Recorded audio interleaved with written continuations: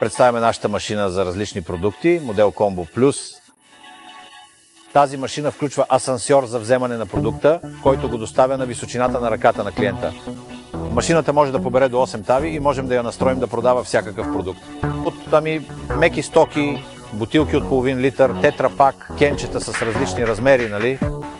Или също можем да я направим да продава всякакъв вид снаксове или храна. Системата за подаване на продукта е чрез транспортни ленти с избутвач. Монетната система е антивандална с бутон за вкарване на монети, електронна система за връщане на монети, антивандална клавиатура, място за вземане на продукта и място за рестото. Машината по избор може да включва банкнотник с стакер с капацитет за 200 банкноти. Стакерът се отваря. И ето я банкнотата. Затваряме стакера и поставянето му е много лесно. Трябва само да го поставим отгоре и да го затворим, нали? Машината има 7 тави с регулируема височина. Можем да добавим дори още един мотор, но с тази конфигурация машината може да има до 6 мотора с по 8 бутилки на мотор. Става въпрос за 2 каси вода, 48 броя. Нали? Това е системата асансьорът за вземане на продукта.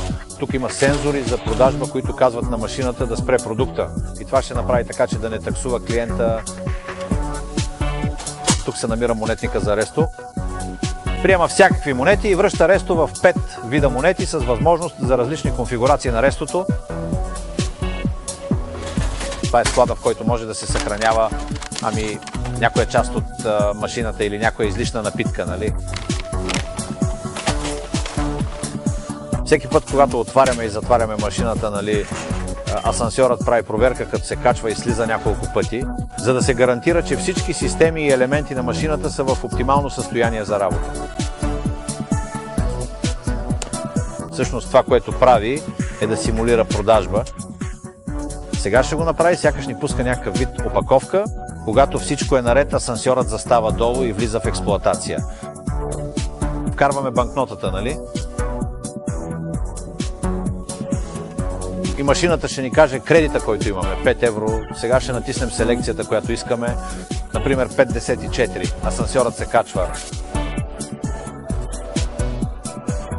И транспортната лента започва да се движи.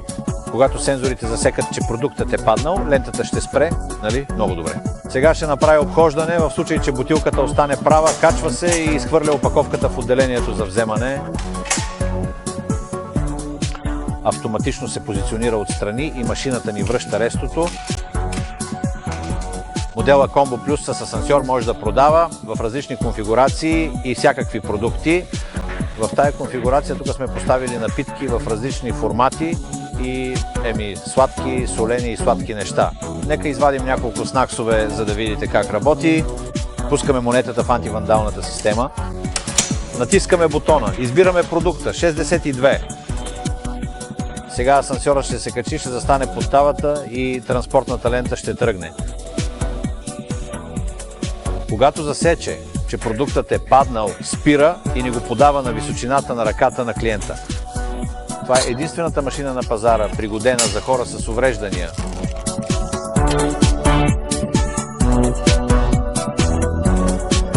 Това е същата машина Combo Plus, но с различна конфигурация. В случая е настроена за хранителни продукти, супермаркет, нали, където можем да имаме хамбургери, шунка, сандвичи, всякакъв вид храна. Можем да вдигаме тави, да сваляме тави, да слагаме още мотори. В този случай моторът е по-широк за този тип опаковка, нали? Тоест, тази машина няма граници, можем да продаваме всякакъв вид продукт. Благодарение на транспортната лента и на гъвкавостта на машината,